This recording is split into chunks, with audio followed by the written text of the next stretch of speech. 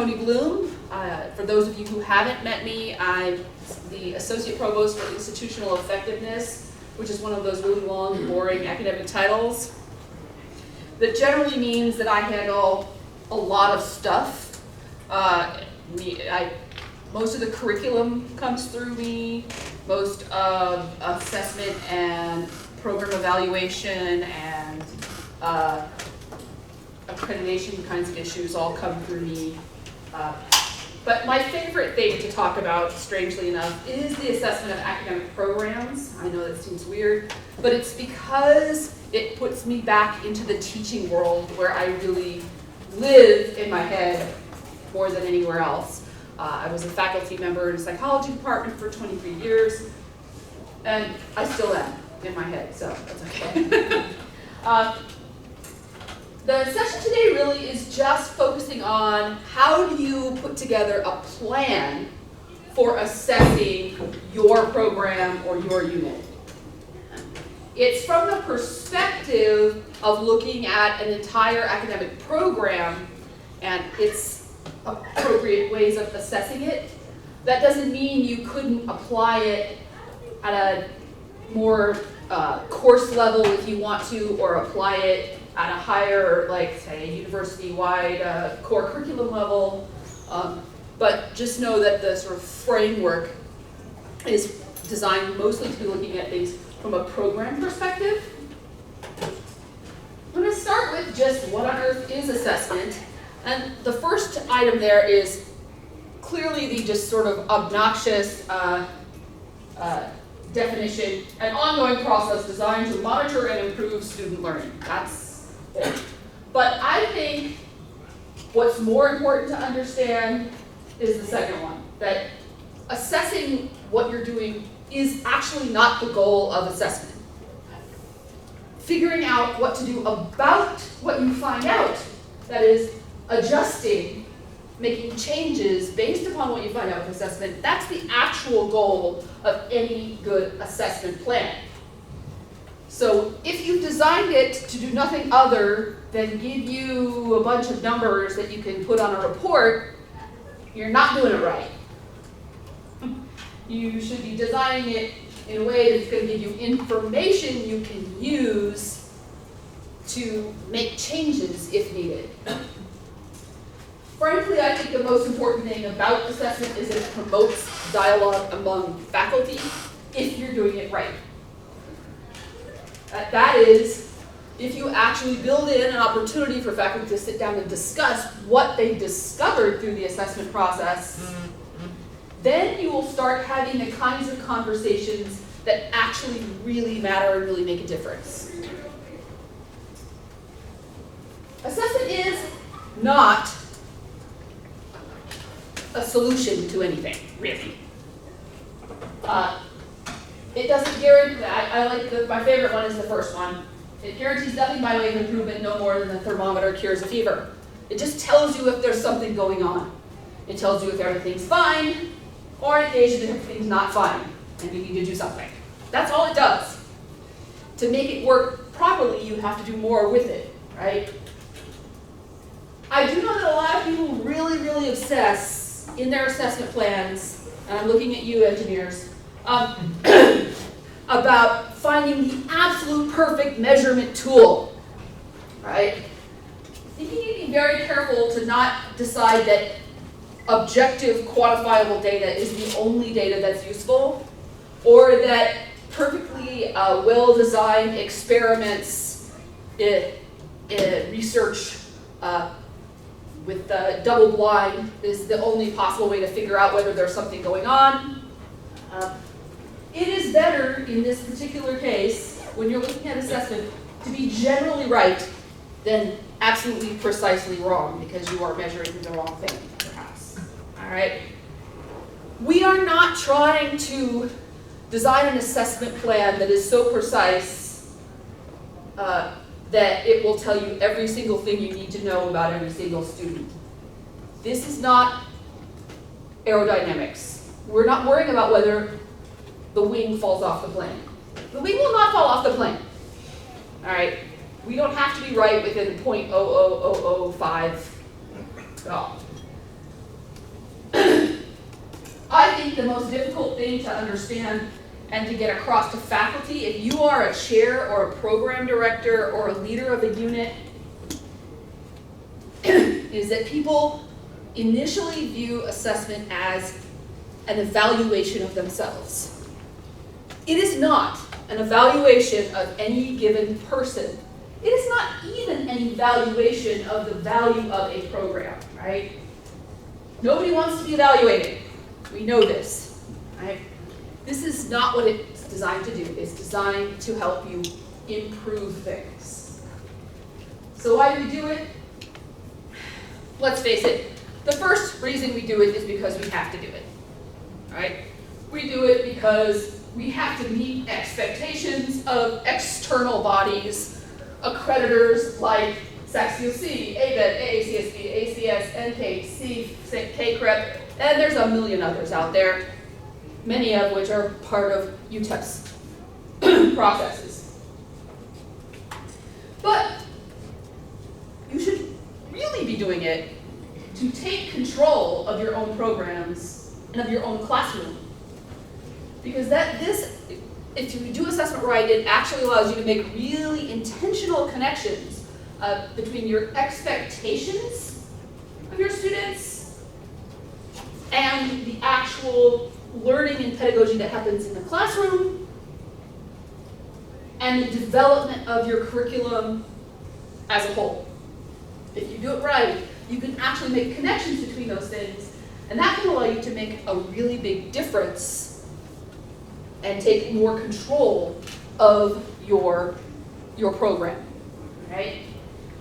One thing that's really, I think, problematic is when you are in a situation where the assessment devices and tools and measures are imposed upon you from the outside, all right?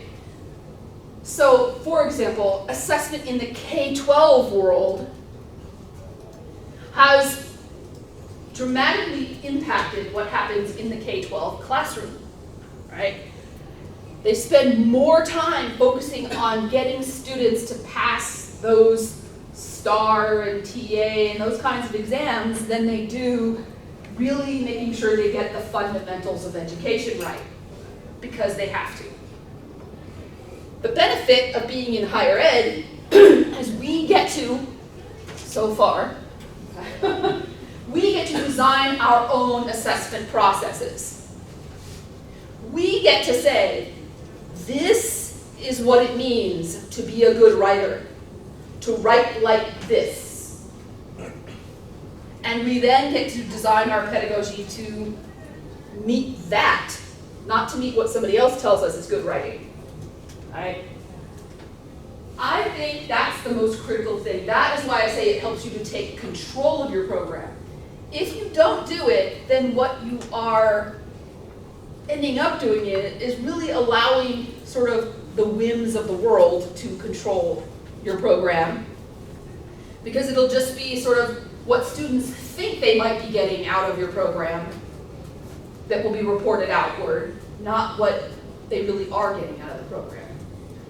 But I'm going to say now finally, the absolute most important thing about doing assessment is so that you can focus your efforts on QACA. If you carry away nothing else from this session today, you must remember, you should only assess things and develop assessments and curricular improvements and all those kinds of things if it is part of CRAC we actually care about. If you are developing learning outcomes that mean nothing to you, if you are looking at data that don't tell you anything that is useful, you have violated this most important rule. You must always focus on CRAC you actually care about. So I tell this to faculty because it helps them to rethink if they've got some kind of mundane assessment process that no one participates in, that no one talks about, that no one cares about, that's just an ongoing mess that has no impact on them. All right? I had a colleague at my former your institution who stood up on the desk, because that's what he does, tore up the entire assessment plan from his program. It was a biology program. And so we are not going to do this anymore. Today we are going to start concentrating on crap we actually care about. And he wrote Quokka on the board, and they redesigned their assessment plan from that moment on. And they really did take such good control of their own program that they were able to make serious impacts on their students' progress over time. And, don't tell anyone in budget I said this, they were able to actually garner resources on the basis of those improvements, upon the data that they were able to provide, because they were actually showing something that was valuable to the institution. Right? So, there are real solid reasons to really do it right. Always focus on this. So what belongs in a good assessment plan? Obviously, I think, first and foremost, you have to know what is your end goal here. What is it you want your students to learn? These goals are known as student learning outcomes. I always think it's funny that they use the word outcomes. I'm a social scientist. The word outcome means the same thing as the word result to me, but that's not what it means in assessment speak. In assessment speak, it really is explicit statements, really, of the learning goals for your program. Right? That's what student learning outcomes are. What am I supposed to get out of this? You may have heard of the Texas 60 by 30 plan. Right? One of the things that's a piece of the puzzle in that plan is this idea of marketable skills. Every program needs to list the marketable skills their students are going to gain, and they need the students to know what those are. This is really what they're talking about. They just want those learning outcomes written in such a way that the students can understand what they're getting out of it.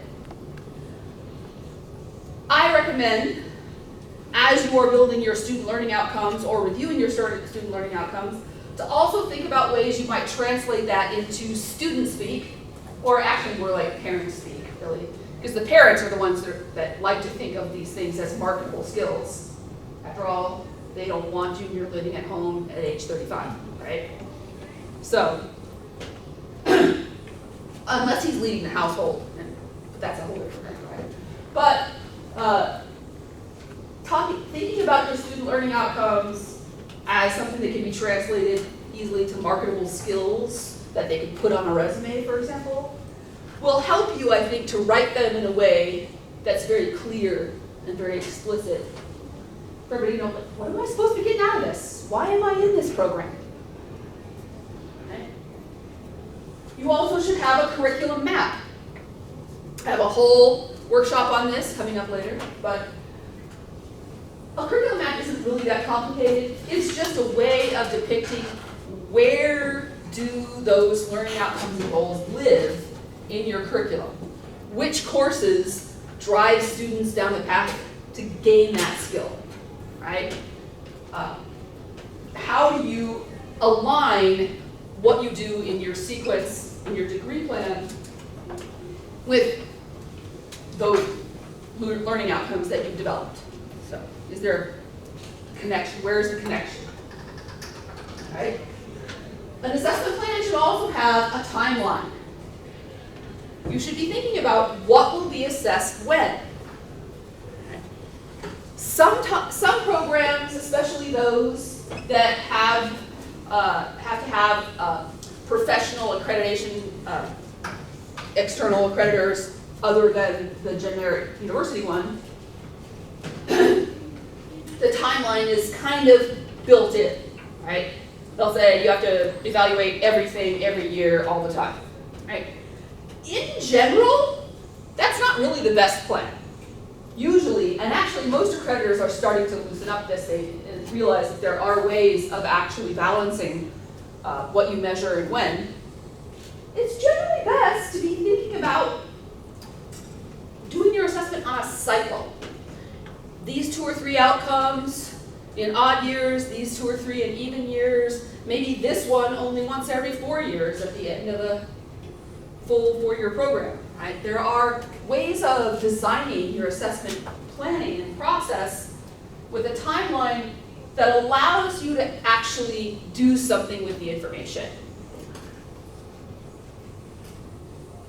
You should have a means of assessment. I mean, basically, what data are you going to collect from your students to figure out whether things are going well, and how are you going to measure that? Like, what's the scale? Are you going to use a rubric? Are you going to use an exam? Right. Here's a piece that people often leave out of their assessment plans. And the single most common thing that somebody from my office will write to somebody in one of the academic program offices is, so you said you met your goal, what the heck was it? All right? I don't see anywhere in here where you told me what your expectations were. So you need to have some criteria. It doesn't have to be, a precise, quantitative, pinpointed thing, but you need to actually say, here's our expectations.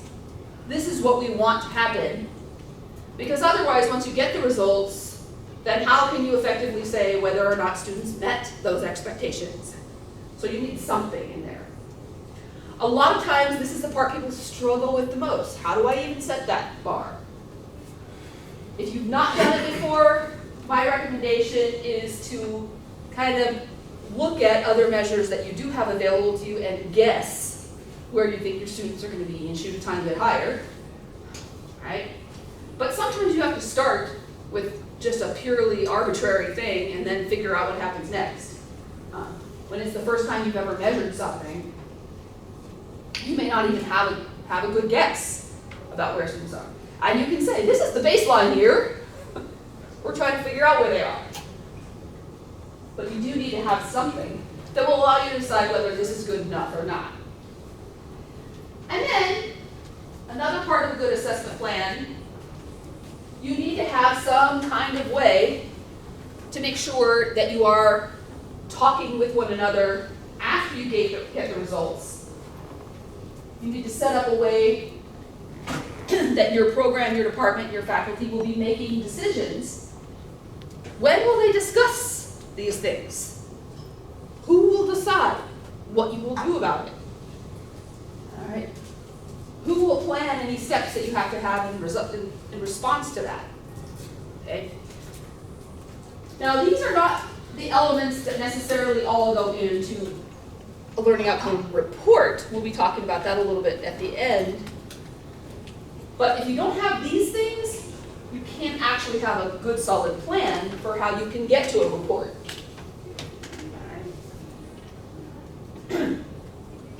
So when you're thinking about these different kinds of things, I'd like to actually ask you guys to talk about this a little bit. What is something that you think that in your program or your department or your unit, you do really well in any of those elements of assessment? This is why, for me, creating learning outcomes is the responsibility of the academic program. Most programs that I've been involved in, they build their own learning outcomes, right?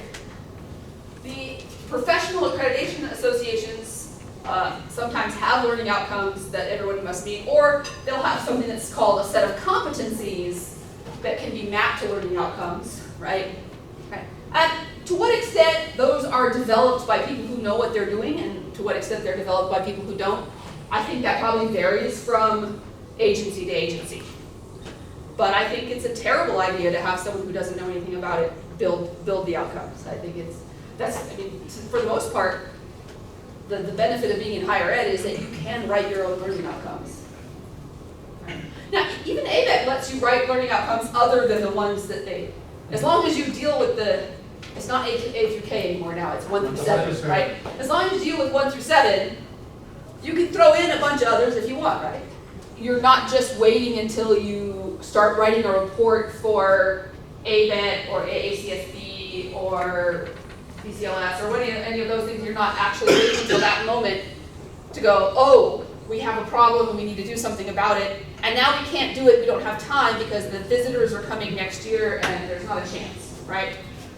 Whereas if you have an ongoing annual process where you're always making those kinds of moves and changes, there is a chance that by the time they come, you will have actually shown some improvements on some of those things because you're looking at it on a regular basis. And I think that's kind of the only way you can counter that problem. I will say this, the institution I came from before had an equally clunky system, and yet they were private, and they didn't have to also have the additional piece of going to their system and their state coordinating board. So ours is internally actually tighter than that one was, because we move it as fast as we can so we can get it to the external agencies. But it's slow, you're absolutely right. And it's built that way because we require faculty to have input, right? And faculty committees take time, as they should, but also it's annoying, right? So that, you're right, it is not an efficient system. I don't know anything about academia that is particularly efficient. It's kind of like democracy. It's the worst possible governmental system except everything else, right? But yeah, I agree that if you're going to make curricular changes, then this is something that you have to be thinking about all the time. So there's a couple things about timelines that I think is really important, that unless your accreditor says otherwise, you do not have to assess every outcome every year. So I suggest start off with make it meaningful. Pick something that you know is meaningful to you, to your faculty, to your students. Assess that one first. Assess that one this year. Had a poli-sci professor who was the chair of a department call me once. Toni, I know we said that on our assessment plan we were going to be looking at outcome 2 and 4, but every single department meeting, everybody's talking about this analysis piece, and that's our outcome 5. And I said, Bill, what does your department care about? He said, well, they care about this analysis thing. I said, assess that. Assess it now. Do it. If that's what they care about, that's what you should be doing. So start with that. Make sure that whatever you're doing, though, is something measurable. I do have some times that people do have outcome statements that are something like, students will understand all of the principles of psychology, or whatever it's like. Really? How are you going to pull that one off? Or how are you going to even measure that? I don't know what that means even. Right? So make it something you can actually do. But mostly, make it manageable. Because, just like Eric was pointing out, if you are having to measure everything, respond to everything you measured last year, look over all of the changes that you made the year before that to see if they had an impact, look over the ones from 4 years ago to see if finally those people that took that course in their sophomore year are seniors this year and have been impacted by it, and you're doing that times 12 outcomes, you are now actually doing, 24 different things, and times, maybe twice, if you're looking at both the cycle and the current outcomes. It's insane, right?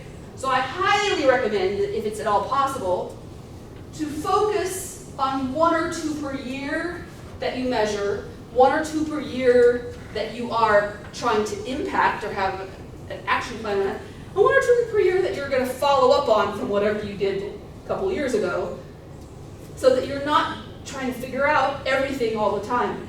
I mean, anybody who's ever done research knows that the more variables you have, the less control you have of what's going on in the situation. So I say, make it a manageable thing so that you can really see, did this change have any kind of impact, or didn't it? Right? And if you're lucky, and you measure 2 things this year, one of them will be cool, everybody's doing fine, one of them will be a little off and you'll have to make a change, And so next year, you'll only have to be looking at one change, not 2 or 3. You know, that's the kind of thing that's really important because there's so many pieces to assessment, and if you forget that closing the loop piece, it's easy to do if you've also got 12 other new things you're measuring this year, right? You also do not have to assess every student for every outcome, again, unless your accreditor says you do. I have a question. Yeah. What if we have small numbers like we do? So, selecting an appropriate sample size depends, right? If you are communication program or the psychology program, and you've got between 800 and 1,100 students, samples, right? But if you are a program that, let's say you're the philosophy program, and you have 6 students, measure all 6. I mean, there's not really an appropriate sample size that will give you the right thing, right? So I think the sample size really kind of depends upon your population, right? Also, if you are going to be doing sampling though, make sure that you try to select your students as randomly as possible, or at least in an unbiased way. So if the question you're trying to answer is, how well do students who have gotten through my program, how well do they write once they get to the end of my program and they're at the mastery level? How well, you know, this is my writing outcome, I want to know what level have they finally reached at the time when they're graduating? Right? If you're answering that kind of a summative question, then use only the students who made it that far. Absolutely. Most of the time, that's what I would say. Use the students who are passing the class, passing the program. However, if you are trying to answer the question, a different question, like, does course A help people to complete course B? Then you are going to want to look at their outcomes in course A, and then you're going to want to look at both the people who did and didn't pass course B, right? Because you're going to want to see if that's related to the ratings for that outcome in course A. So if in course A this is where they develop their quantitative skills, and they've all been measured, and you have their ratings for quantitative skill from this course, then you get to course B, that's a sequence from that, let's say, right? And now you're going to want to know, well, you're going to want to look at both the students that passed and failed at that point. Is there something, you know, were these people the ones who didn't do well? That tells us something. Our measure is accurate. If it's not related, maybe we haven't actually appropriately measured that quantitative skill, because clearly that should be feeding this course, right? So I think it depends on the question you're trying to answer, right? If you're trying to answer, what can my students do when they graduate, only measure the people who are graduating, right, or who are likely to, right? If you're trying to answer the question, what kind of skills have they established, and does that help them in the next step, you're going to need to look at both pieces, right? But that's a great question. There are a lot of different ways of selecting students, but doing it in an unbiased way as possible is your best bet. You can roll a die, you can flip a coin, you can do a random number generator, you can just take every 6th person in the course, whatever, right? But even though you're not supposed to select your best students, always, you do want to use your students' best work. That's a different question. If you want to know, do my students write well, right? Do not select papers that they wrote for an in-class essay assignment that they had 10 minutes to complete with a prompt. That is going to tell you how well they do now, at this moment, or at that particular moment. They may or may not have slept that day, who knows. But it's not really going to tell you what they are capable of doing. Select an assignment that is one they have worked on throughout the semester, perhaps. One that is a high stakes term paper that they will have put their best effort into because it's an important part of that class, right? So they will care about it. When they've had an opportunity to review and revise, perhaps. When they've gotten some feedback on, perhaps. You're talking about your program here, and you want to know, have we given them the tools to do this thing we say they're supposed to do, right? So if you think of it selfishly, you want to really know, under the best circumstances, can they do this thing we've been trying to teach them how to do for 4 years, or 6, or 10, right? So that's kind of where I'm going with it. So here's an example timeline, right? You can say, let's say you only have 5 outcomes. You do 1 the first year, 2 the next year, 1 the next year, 2 the next year. That's kind of a sample timeline approach that can work, right?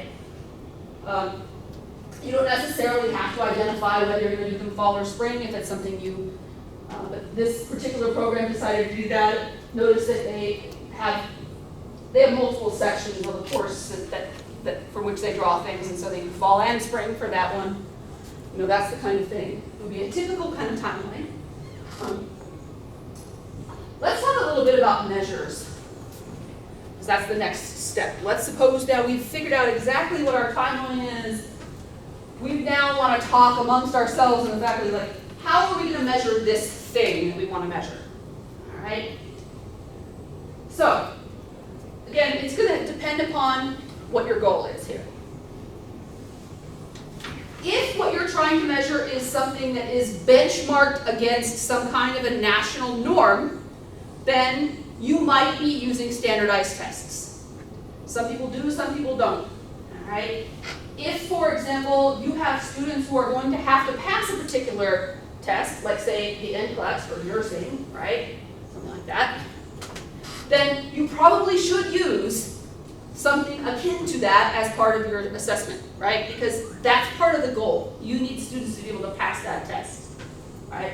So score reports from a standardized test is a very strong measure as long as that measure is aligned with your outcome, right? So ACS, American Chemical Society, has an exam that we use in our chemistry department for at least one of the outcomes, right? A weak measure, in terms of overall skills in chemistry, let's say, would be student GPAs. Why is that considered a weak measure? Because GPAs are influenced by far more than a single learning outcome, right? They can be influenced by whether or not you attended a class, right? Whether or not you turned in the work on time. But they can also be, you can have a really, really great grades in all of your quantitative courses and really poor grades in all of your writing courses, and your student GPA is affected. And none of that tells you anything about whether or not you can do chemistry well, right? So GPAs are just not aligned with individual outcomes. That's why they're considered to be very weak measures, all right? Student performance on a specific course examination or specific questions or items in an examination. Those are usually pretty strong because it's very easy to align a set of questions in an exam with a specific outcome, all right? I want to know if my students can carry out traditional inferential statistics. Excellent. I will give them a couple of questions where they have to do that. And that will be perfectly aligned with my outcome. All right? Final course grades in my statistics class maybe not really be aligned with whether or not they can do inferential statistics. Because my final course grades might involve participation scores, it might involve attendance, it might involve written papers, it might involve calculations. So again, even in a single course, there can be a lot of things that go into that course grade.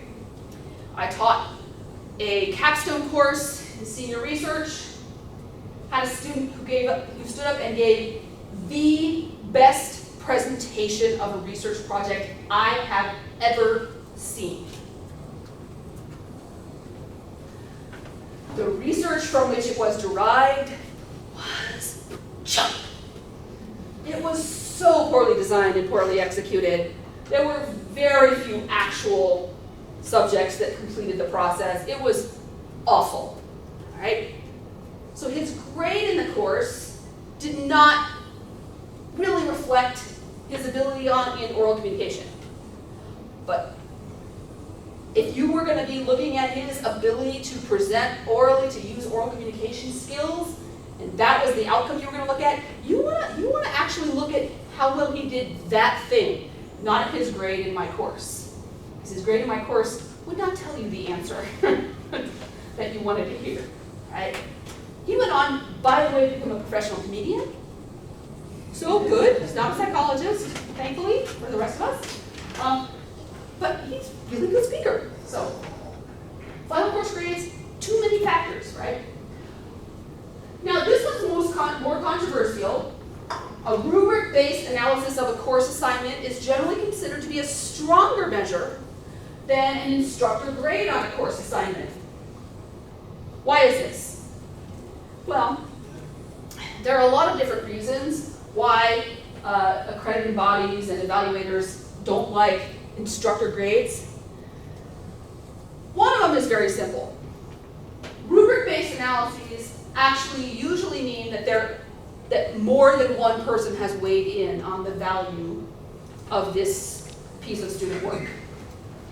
So you have a couple of independent raters, they're both using the same criteria, and then on the basis of those criteria, you're assigning it a rating. So part of it is that you've got a little bit more of a balanced perspective if you've got at least two graders.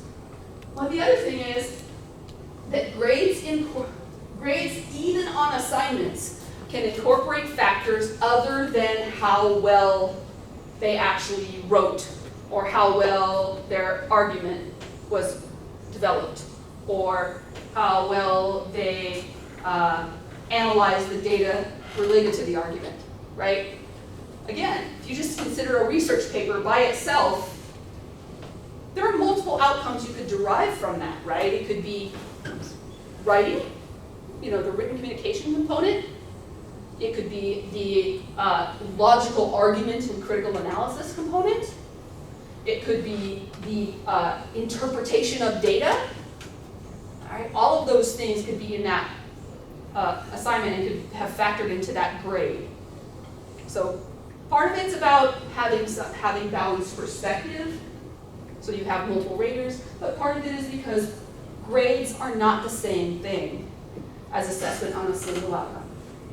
I will say, however, that there are going to be some situations where grades are clearly skill-based and outcome-based, and you can use them.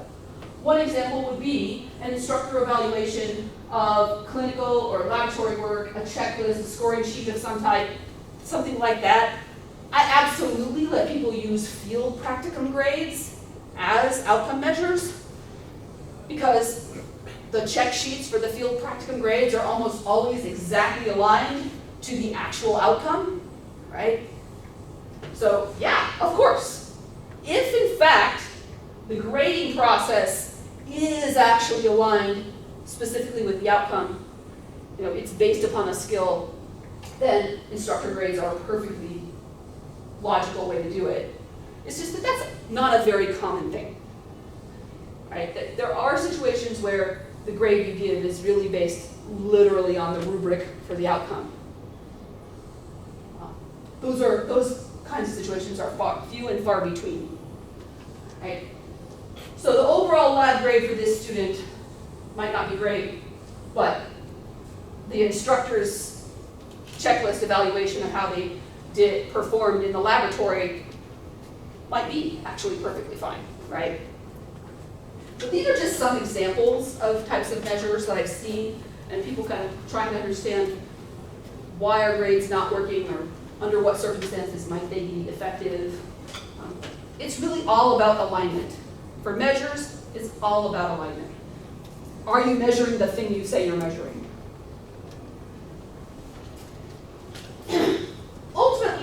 the goal of a good assessment plan is to lead to being able to have a good assessment report. And you'll see these aren't exactly the same. They're a little bit different. Assessment reports have a couple other pieces. And they're missing a couple of pieces.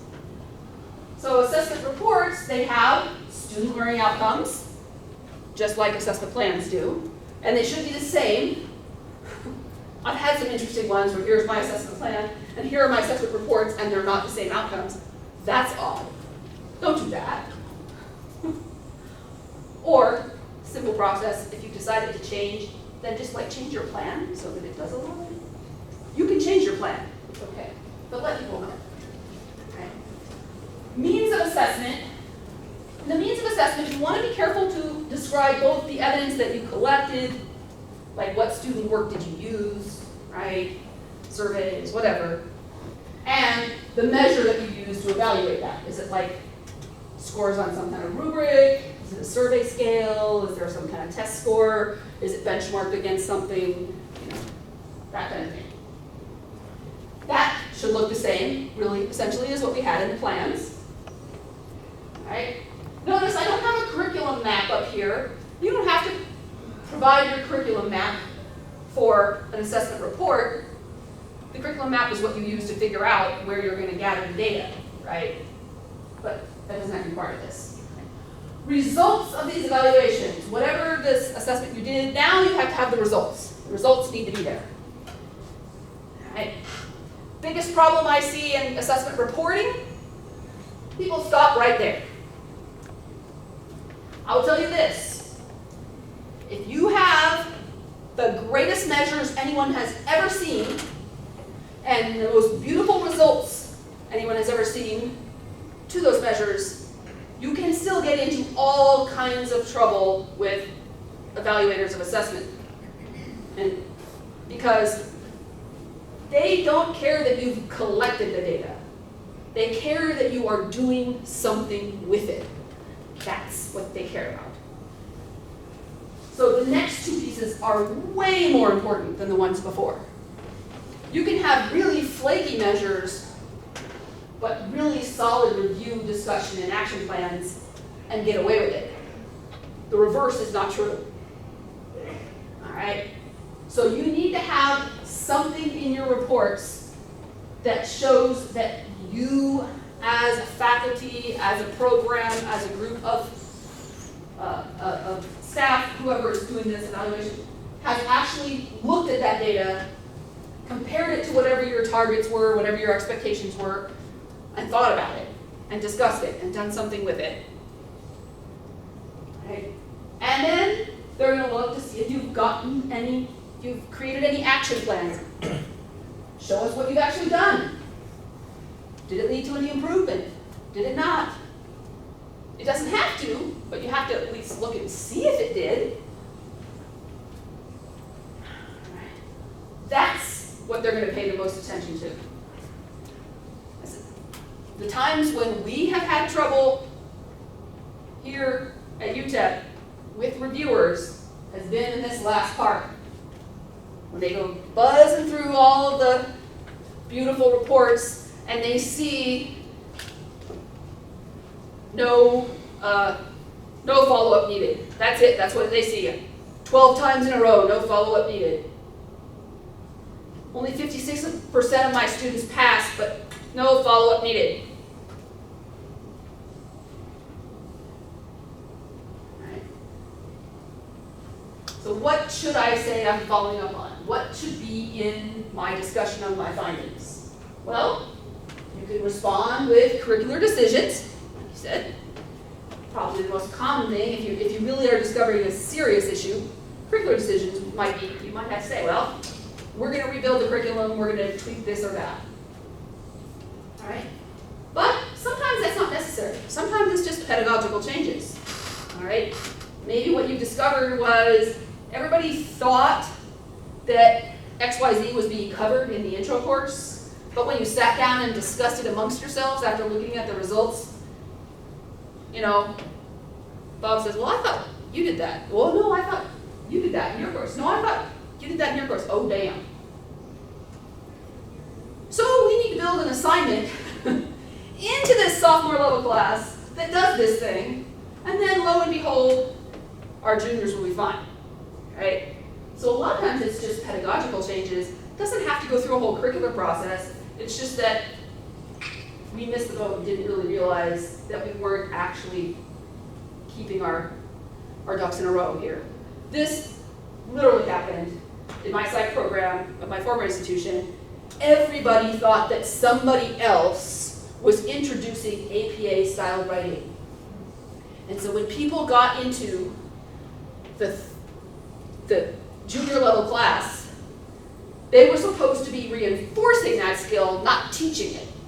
And they couldn't understand why the first draft papers were so god-awful, right? And everybody thought somebody else was doing it in we had 2 different sophomore level classes, and each of them thought the other ones were doing it. And then we sat down and said, hey, who's doing this? And lo and behold, in the conversation, we discovered that everybody thought everybody else was doing it and nobody was. So we solved it. We didn't actually have to change the degree plan. We just had to have the 2 people who were teaching a particular sophomore level class build it in, right? So sometimes that's a solution. Sometimes you can celebrate success. You can have findings that show that your students are meeting the mark, and you can say, awesome. Professors X, Y, and Z, keep up the good work. And make sure that you emphasize this assignment, right? You could decide that the way you're measuring it was just not working, right? And maybe what you just need is refinements to your assessment process. Well, this rubric doesn't really capture what it is we are asking our students to do and what we want them to do. We need to change that, right? This is the biggest thing to take away about reports. Data without a response is a red flag.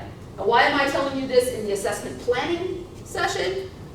Because part of your planning needs to be to think about how you will assure that there's a moment in time for your faculty to sit down and look at the results from last year's stuff and think about it and talk about it. You've got to build that in, or you're not going to get to the place where you can write something down on your report.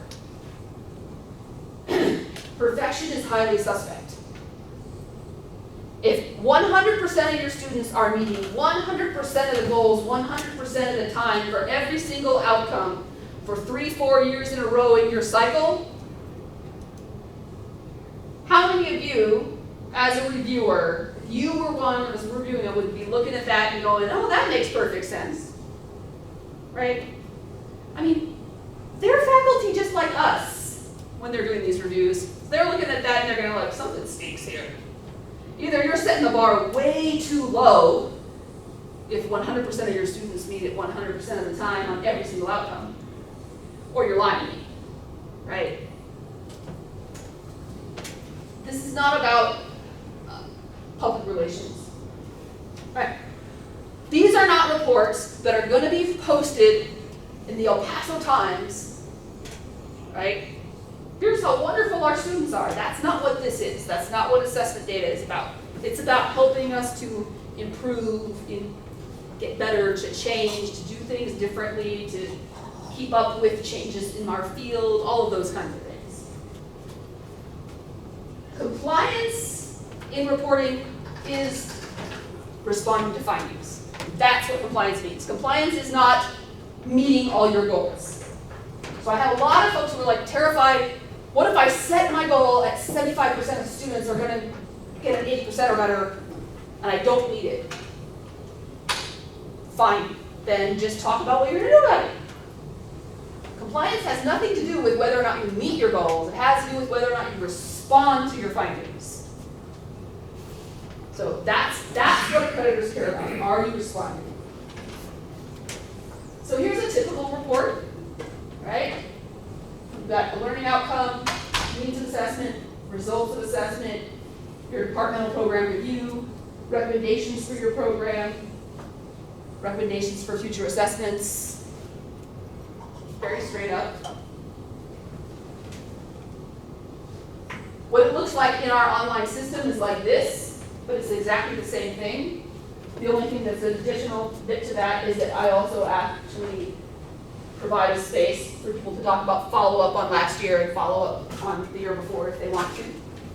You're probably going to have more detail than this in your own assessment plan, but these are just example ones that are already posted to our system so you can see. They can be very, very different from one another. All right. Make use of data that you already collect when possible. All right. If you are already requiring all students to take a prep test for a particular external test they have to pass for licensure or something like that, use it as part of your assessment. Create a timeline. Just remember that. Don't make yourself crazy. Assign assessment champions as leaders in each area. If you are a leader, an academic leader, think about actually having different faculty members assigned to lead assessment for different units or for different things, because then you will have more involvement, more discussion when it comes down to the time to make these decisions. So if you have 3 people that teach the research methods course and 2 of the core outcomes are from that research methods course, one of those people should be the lead in assessing that, right? It's that kind of thing. Have some assessment leaders, have some shared responsibility in the department. That's what allows this kind of dialogue to happen. No matter who's assigned to what, though, make sure that all the faculty in your program are aware, at least aware, of what the assessment plan is and what the results were. You can't force all of them to participate in the conversation, I get that. But you can make sure that all of them actually know. Here's what our outcomes are, here's what our plan is, here's the results from last year. One other way to make sure you get more participation, tell the story when you learn something. When you find something and you make a positive change, holy cow, make that well known. Because you've done something really valuable with your assessment, and that therefore will lead others to go, oh, there might be some value in this. This really made a difference. Here are some pitfalls. I've already said this. Don't try to assess every outcome in every student in every course every year. Pick the key courses where those things happen. Choose outcomes that you need to be focusing on that year. Sample your students, etc. Don't obsess about the perfect data tool. The perfect is the enemy of the good. The wings will not fall off the plane. I know I'm a social scientist, I can't stand imperfect data, but I live with it. Never leave data sitting on a shelf or in a file folder. That is useless. If you've already got a bunch of data that you've collected, do one of 2 things. Use it or throw it away. That's it. Don't leave it there. When you're writing your reports, always consider context. It is very important when you are writing a report and you're saying, you know, only 50% of our students met this writing goal, to also point out the fact that, oh, and by the way, this year there were only 5 students in the writing class, whereas last year there were 15, so it might be a sampling error. I mean, so do make sure you put those contextual elements in there. Don't forget to implement your action plans and report on improvements. So if you have said in your last year's report, we're going to do X, then your next year's report needs to say, hey, we did X, or we tried to do X and it didn't work. Because those stupid people in the Provost office wouldn't send it to the UT system. It's always the Provost office, right? It's always us. I'm the one who personally stops all things from going through. That's good. It's good to know where I have to go now. But the biggest minefield, do not use assessment data to evaluate and compare faculty ever. Ever. This is not the tool to use to be like, do students in Joe's section versus students in Susie's section do better on this thing. That's not what this is for. This is for looking at your program as a whole, right? If you think there's something funny going on in somebody else's section, that's a faculty evaluation issue. You should handle that with peer observation process. You should handle that with all kinds of other things. not with this, right? But do use, and this answers your question, I hope, you use participation in the assessment process as a value to be considered in the evaluation of teaching for annual reviews, for promotion and tenure. It is part of teaching. A lot of times people want to shove it over to service. And maybe the coordination of an entire assessment process, that's service, right? But participation, regular participation in assessment processes, that's part of teaching. If you don't care about whether or not your students are learning, why are you teaching? Right? So,